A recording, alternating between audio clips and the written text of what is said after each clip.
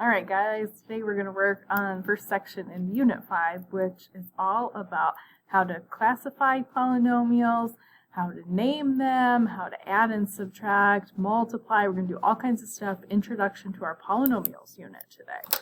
So just to start out at the top, I have a couple definitions already written for you. So a monomial, it's an expression that's either a real number, so we could do like, just the number 4 maybe, I'll just make something up. Variable could be x, could be y, a, b, whatever. Product of real numbers and variables with whole number exponents. So something like that, maybe you see like a 3x squared. That's probably what you guys think of as something that would be a term. So it's actually called a monomial, which means one single term. And a polynomial, is a monomial or the sum of monomials. So each one of these little examples I just wrote down up here, this in and of itself can be a polynomial, or I could do something like this, maybe 3x squared plus x plus 4, all that together, that could also be a polynomial. That would be the sum of monomials. You can also have subtraction, so just to clarify that, maybe if I have something like 2x minus 5, that's also considered a polynomial or the sum of monomials. Now, here's my lovely little example of a polynomial.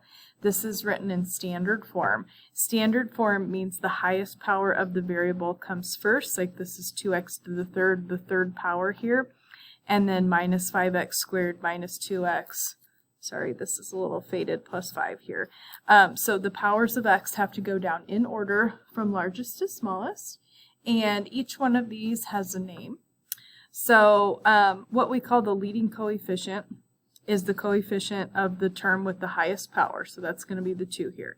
This is called a cubic term because it's x to the third. This is called the quadratic term because it's x squared. Linear term is x, and constant or plain number is just going to be that 5 that's there as an example. Okay, so what we're going to work on in this table below here is to go ahead and name each of these. Now, sorry, let me back up before I say that. The degree of your polynomial is the highest power of the variable. So this particular example I have up here, the degree would be a 3. So it's just the highest power of your variable. Okay, so here's my little table, and we're going to go through and get some names going so you guys can see this. Okay, I just have the number 10.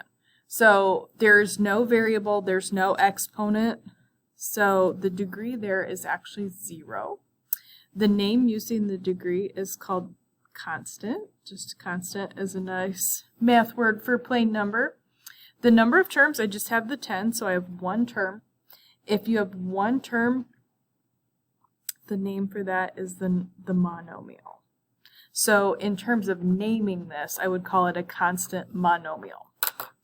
The second example, I have 2x plus 9. So this x, they're not going to write this in here, but that would have an exponent of 1. So the degree there would be first power. The name, just an x, is a linear. I have two terms. The 2x is a term, the 9 is a term, so 2 terms. And then the name for that is binomial. So this would be called a linear binomial. Next one, I've got 4x squared plus 3x plus 2. So the degree highest power is going to be that squared there. This is quadratic. We just got done doing a couple units on quadratics. You have 1, 2, 3 terms here. The 4x squared, the 3x, and the 2. So 3 terms. This is called a trinomial. So quadratic trinomial for that example. Okay, and now we're going to start moving into maybe some words that you've heard, maybe some that you haven't. I've got 9x cubed minus 5x squared plus 2x minus 1. The highest power is your degree, so this is going to be a third degree. X to the third is called cubic. And now I have 4 terms here. We're only going to have special names for up to 3 terms. So if you have more than 3 terms, we just call it and feel free to abbreviate, polynomial of, in this case, 4 terms. So anything above 3, we're just going to call it a polynomial of however many terms you have. Okay, This is actually fourth degree. I've just got 5x to the fourth. Fourth degree is called quartic. If this helps you in any way, I remember it as there's 4 quarters in a dollar, and it kind of looks like the word quarter, but it's called quartic. And then number of terms here, I actually just have the one term, the 5x to the fourth. There's nothing added or subtracted there. And so we're back to using the word monomial here. So this would be a quartic monomial. Let's see, the very last one, and these do go on, there's higher powers than this, but these are only the ones that you guys are going to be responsible for. So the highest power is x to the fifth. So this would be called fifth degree. The name here is quintic. You have negative 3x to the fifth, 6x, and negative 10. So there's 3 different terms. And so this is back to the word trinomial. So that would be called a quintic trinomial. Okay. And all we're going to do for the rest of this lesson is some operations with polynomials and just to practice with the different names that we gave them. So the first thing we're going to practice is, can you write these in standard form? So standard form just means the highest power of x has to be the term that goes first, and then they're going to go down in order from greatest to least. So technically, what I have written here, this 9 plus x, to write in standard form, I would just have to switch the order because your variables need to come first, highest power there. So they just need to switch. This would be standard form. And this is, the highest power is 1. So this would be a linear, just have x to the first. 2 terms, so binomial for your name.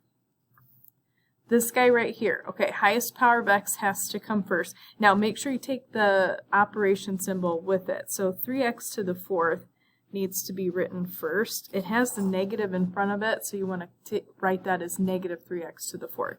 The x to the third would be the next power. There's nothing in front of that, so I'm just going to go ahead and put plus x cubed. That's going to be positive. And then the last term, minus 2x squared. Okay, highest power is the fourth power. So this is quartic, and I have 1, 2, 3 terms. So quartic trinomial for your name here. And the last one, this is almost in standard form, but not quite. The negative 6x squared and the 4x need to switch places to be in standard form. So highest power of x has to come first, and then they need to go down in order. All right, so this guy, degree, is going to be a second degree, so this is quadratic. And then we actually have 3 terms like we did in the last question. So this is also going to be a trinomial. And so standard form just means your highest power of x needs to be the first term, and then any other powers of x go down in order from greatest to least. And then if you have a plain number or a constant term, that is the last thing that should be written. Okay. On the back, we're going to continue to practice naming, but we're going to perform some operations on polynomials here, and we're going to combine like terms. Maybe we're going to multiply, just going to depend on the question. And then when we get done, we want to see if we can still name it like we did on the front. Okay, so my first example here, I've got polynomial 8x squared plus 6x minus 3. To that, I'm going to add 2x times the polynomial 5x squared minus 3x minus 3. Okay, if I don't have anything in front of the parentheses, which I don't, for that first polynomial, I'm just going to go ahead and drop the parentheses. And to get rid of these parentheses, I'm just going to do a little distributive property. So I'm distributing a positive 2x. So multiply the numbers, and you're going to add the exponents on the variables that are the same. So this is going to turn into 2 times 5 is going to give you 10. X times x squared would become x to the third when you multiply. 2x times negative 3x, I'm going to multiply the numbers, so 2 times negative 3 is going to be negative 6, and x, sorry, there's a little delay here, x times x is going to give you x squared. Alright, and then the last term, 2x times negative 3, it's just going to be negative 6x. Then we're going to write this in standard form, so I need to combine like terms if I can. I only have one term with an x cubed, so I'm going to start with that, 10x cubed, use that. I have a couple terms with an x squared. I have an 8x squared here minus 6x squared here. So if I combine those, I get 2x squared. So I used both of those. I actually have here a positive 6x and a negative 6x. So if I combine the linear terms there, those are going to cancel each other out. And I have a constant term here, which is negative 3. So standard form, all simplified, would be 10x cubed plus 2x squared minus 3. And this is going to be cubic because I have x to the third, and trinomial because I have 3 terms. All right, now you might pause the video here, try the next one on your own. That's a subtraction problem. The only thing I would tell you to do differently, I distribute that as a negative 7x squared, and then I go from there to combine my like terms. But pause the video, do that question. I'm going to pause mine and do it myself. Okay, hopefully you paused. I went through and distributed that negative 7x squared to get negative 14x to the fourth. And the negative 7x squared times the negative 3, that turns into a positive 21x squared. Combine your like terms. I got 6x to the fourth minus 14x to the fourth, so negative 8. Then I've got 4x squareds and 21x squared, so together 25x squareds. And then there was no plain number besides the negative 1, so this would be standard form.